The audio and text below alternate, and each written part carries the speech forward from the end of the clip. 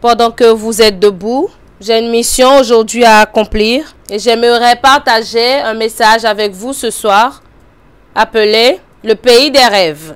Maintenant, dites à votre voisin le pays des rêves. Dites comprendre le surnaturel. Dites cela encore, comprendre le surnaturel. Dites le pays des rêves. Alors, je partagerai quelque chose avec vous et si nous avons le temps, nous allons interpréter les rêves de certaines personnes ce soir. Alors, allons voir dans le livre de Genèse, Genèse 40 à partir du verset 1. Nous lirons cela jusqu'à ce que nous nous arrêtons. Après ces choses, il arriva que les chansons et le panetier du roi d'Égypte offensèrent leur maître, le roi d'Égypte. Pharaon fut irrité contre ses deux officiers, le chef des échansons et le chef des panetiers. Et il les fit mettre dans la maison du chef des gardes, dans la prison, dans le lieu où Joseph était enfermé.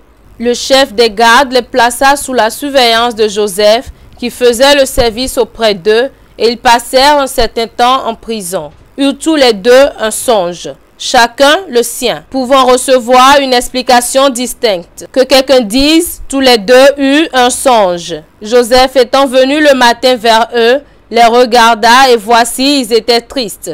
Alors il questionna les officiers de Pharaon qui étaient avec lui dans la prison de son maître et il leur dit, « Pourquoi avez-vous mauvais visage aujourd'hui ?» Et ils lui répondirent, nous avons eu un songe. Que quelqu'un dise, nous avons eu un songe. Et il n'y a personne pour l'expliquer. Que quelqu'un dise qu'il n'y a pas d'interprète. Joseph leur dit, n'est-ce pas à Dieu qu'appartiennent les explications? Ce qui voudrait dire là, c'est que, est-ce que vous ne savez pas que l'interprétation vient de Dieu? Encore la même écriture. Verset 8. La nouvelle traduction. Verset 8 de la nouvelle traduction. Nous avions tous les deux des rêves, répondirent-ils, mais il n'y a personne pour les interpréter. Puis Joseph leur dit, les interprétations n'appartiennent-elles pas à Dieu? Racontez-moi vos rêves. Combien d'entre vous ici savez que l'interprétation appartient à Dieu? Combien de personnes savent cela? Alors, est-ce que nous avons quelqu'un qui fait les songes ici? D'accord. Maintenant, je parle aux bonnes personnes ici. Voudriez-vous savoir ce que vos rêves veulent dire? Alors, on y va parce que voilà ce pourquoi Dieu m'a envoyé ici ce soir.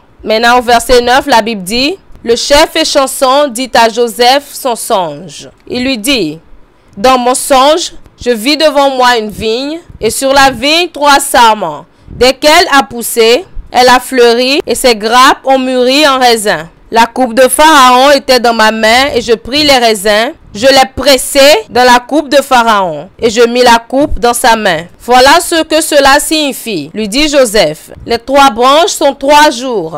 Dans 3 jours, Pharaon élèvera ta tête et te rétablira dans ta position. Et tu mettras la coupe de Pharaon dans sa main, comme tu le faisais lorsque tu étais son échanson. Mais quand tout ira bien pour toi, souviens-toi de moi et montre-moi de la bonté. Mentionne-moi à Pharaon et sors-moi de cette prison. J'ai été emporté de force du pays des Hébreux. Et même ici, je n'ai rien fait pour mériter d'être mis dans un cachot. Voyant que Joseph avait donné une interprétation favorable, j'ai moi aussi eu un rêve. Sur ma tête, il y avait 3 corbeilles de pain. Voilà une autre personne. Dans la corbeille du roi, il y avait toutes sortes de pâtisseries pour Pharaon. Mais les oiseaux les mangeaient dans la corbeille sur ma tête. Voici ce que cela signifie, dit Joseph. Les 3 paniers sont 3 jours. Dans 3 jours, Pharaon relèvera ta tête et t'empalera sur une perche. Et les oiseaux mangeront ta chair. Maintenant, le 3e jour était l'anniversaire de Pharaon. Et il donna un festin à tous ses serviteurs. Il éleva les têtes de l'échanson et du grand panetier en présence de ses serviteurs. Et il remit à sa place l'échanson, de sorte qu'il remit la coupe dans la main de Pharaon. Mais il empala le grand panetier,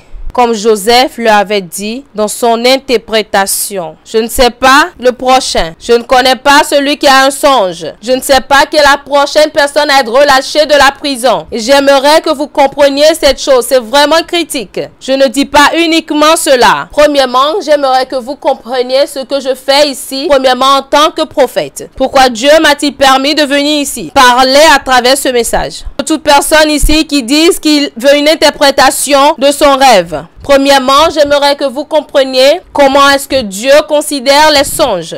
Qu'est-ce que les songes? Et c'est ce que nous voudrions partager aujourd'hui. Étant une église prophétique, il vous est interdit de prendre des rêves pour acquis. Car tout songe que vous avez ou tout songe que vous aviez eu a une explication. Que quelqu'un dise le pays des rêves. Maintenant, laissez-moi vous dire quelque chose. Il y a un endroit appelé le pays des rêves. C'est un endroit que les gens visitent. Lorsque vous dormez, il y a un endroit que même Dieu reconnaît. Cela est appelé le pays des rêves. Si vous ne comprenez pas ce message aujourd'hui, dites le pays des rêves. Alors, qu'est-ce que ce pays de rêves?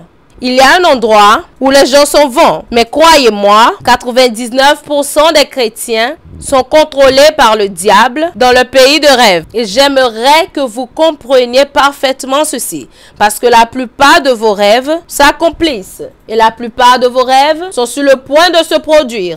Je ne sais pas pourquoi vous êtes heureux, mais certains de vos rêves sont vraiment mauvais. Qu'est-ce qui se passe lorsqu'on entend certains chrétiens dire « J'ai fait un rêve. Dans mon rêve, je couchais avec un homme. » Certains diront qu'ils ont des maris de nuit. Et certains vous diront que dans leur rêve, quelqu'un les pourchassait. D'autres vous diront que dans le songe, ils ont vu des gens qui sont déjà morts depuis longtemps, qui apparaissent dans leurs rêves. Mais croyez-moi, mesdames et messieurs, le diable aujourd'hui contrôle les rêves des enfants de Dieu. Et comment est-ce qu'il fait cela? Il arrive à leur faire oublier ce dont ils ont rêvé. Et la plupart d'entre vous, vous ne pouvez pas vous souvenir de votre rêve. Parce que le diable sait qu'une fois que vous connaissez vos rêves, vous connaîtrez votre destinée. Savez-vous que toutes grandes choses qui se sont produites dans la Bible et qu'on admire, toutes ces choses se sont produites à travers des rêves? Non, c'est une simple question. Est-ce que vous savez que de grandes choses, de grands événements dans la Bible, c'était des songes?